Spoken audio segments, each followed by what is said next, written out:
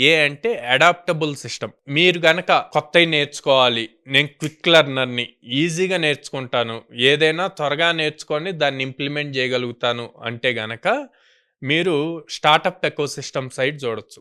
Startup okay. Ecosystem అందరికి కూడా త్వరగా నేర్చుకొని, త్వరగా ఇంప్లిమెంట్ చేసే మనస్తత్వం ఉన్నవాళ్ళు కావాలి. సో, అడాప్టబిలిటీ సిస్టమ్ ఉండటం గూడా చాలా ఇంపార్టెంట్. ఎందుకు?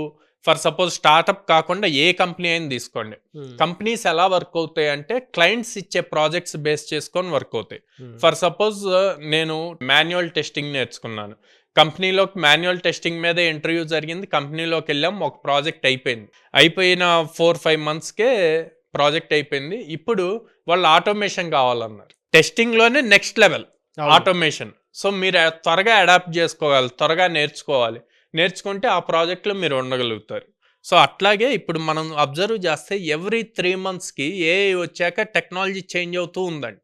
సో, ప్రతి ఒక్కళ్ళు కంపల్సరీగా ఈ స్కిల్ అన్నది ఉండాలి. అడాప్టబిలిటీ అన్నది ఉండాలి.